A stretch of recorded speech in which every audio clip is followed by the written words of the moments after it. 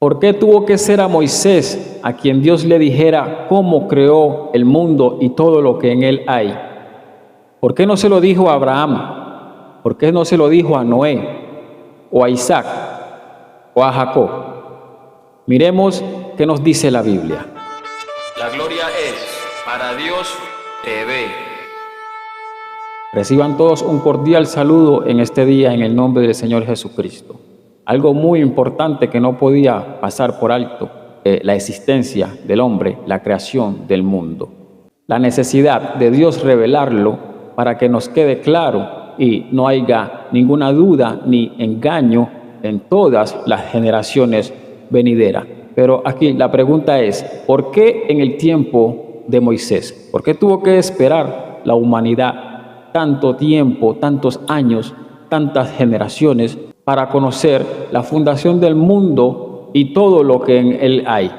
Como nosotros sabemos, ya habían pasado un sinnúmero de generaciones del pueblo de Dios, del pueblo de Israel, antes de llegar a Moisés. Pero fue en el tiempo de Moisés que a Dios le plació revelarle a la humanidad cómo él había fundado al mundo. Fue entonces en los tiempos de Moisés que a Dios le agradó, hermano, contarle a la humanidad para que el hombre supiera cómo fue formado. Esta respuesta la podemos encontrar, hermano, en un texto que todos conocemos muy bien, que lo encontramos en el libro del profeta Jeremías, capítulo 33, versículo 3. Clama a mí y yo te responderé. Te mostraré cosas grandes y ocultas que tú no conoces. ¿Cuáles son esas cosas grandes y ocultas que el Señor quiere darnos a conocer? ¿De qué manera debemos clamar nosotros para que el Señor nos dé a conocer esos misterios y estas cosas tan grandes y ocultas? ¿De qué manera fue que clamó Moisés para que Dios pudiera revelarle la creación del mundo? Hermano, pues nosotros sabemos que una vez que el pueblo de Israel salió de Egipto y anduvieron por el desierto, nosotros conocemos que este pueblo era rebelde, era desobediente y quería regresar a la esclavitud.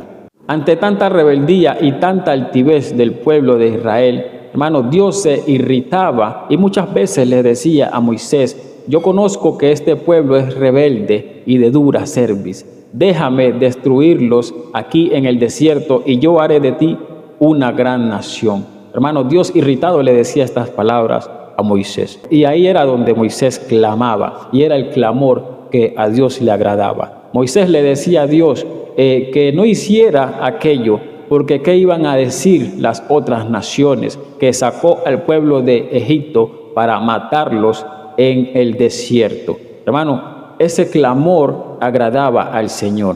Y por eso se acercaba más Moisés a la presencia de Dios. Por eso adquiría Moisés más favores de parte de Dios. Bendito sea el nombre de Jesús. Entonces, Moisés había aprendido algo muy esencial. Moisés había aprendido algo muy maravilloso y muy importante. Hermano, que cuando Dios te escucha, cuando Dios nos escucha, no solo eso, sino cuando nosotros sabemos en sí que Dios nos escucha, hermano, hay una oportunidad de nosotros poder clamar, de nosotros poder pedir por el prójimo, iglesia del Señor. Y el Señor, como escucha nuestras oraciones, va a tener misericordia. Entonces eso fue lo que entendió Moisés, que Dios le escuchaba, que él podía acercarse a Dios en oración, en clamor y pedir por sus hermanos, pedir por su pueblo para que el Señor tuviera misericordia. Eso es lo que nos quiere enseñar Dios en esta noche a través de su palabra. Clama a mí y yo te responderé, te mostraré cosas grandes y ocultas que tú no conoces. ¿Cuál es el clamor que debemos hacer nosotros? Similar al clamor que hizo Moisés. ¿Cuáles son las cosas grandes y ocultas que el Señor quiere mostrarnos que nosotros no conocemos? Pues Moisés ni ninguno del pueblo conocía cómo Dios había hecho el mundo, cómo Dios había creado al hombre. Y se le fue revelado gracias a su clamor. Se cumple la palabra que Dios promete en el libro de Jeremías, capítulo 33, versículo 3. Ahora, no quiere decir que Abraham no clamara a Dios, claro que sí. No quiere decir que Noé ni los otros descendientes de Israel no clamaran a Dios. Cada uno de ellos hacía su clamor. Hermano, pero la palabra de Dios es clara y aquí nos muestra cuál es el clamor que nosotros debemos de hacer. No por nosotros mismos, simplemente de una manera sin ofender a nadie, disculpen la expresión, de una manera egoísta, sino también pedir por los demás. Y más cuando sabemos que Dios nos escucha. Hermanos, si yo soy testigo que Dios escucha mis oraciones, bendito sea el nombre de Jesús. Señor, trata con mi familia. Señor, trata con mis amistades. Ten misericordia con aquellos que aún viven lejos de tu presencia. Darles una oportunidad más. Ahora, la Biblia nos enseña que Abraham también clamaba, Abraham también oraba. Pero no se le dio la revelación de cómo fue creado el mundo. En una ocasión, cuando Dios iba a destruir Sodoma y Gomorra, Abraham hizo un clamor. En sí, él hacía el clamor porque sabía que su sobrino Lot se encontraba en aquellas tierras.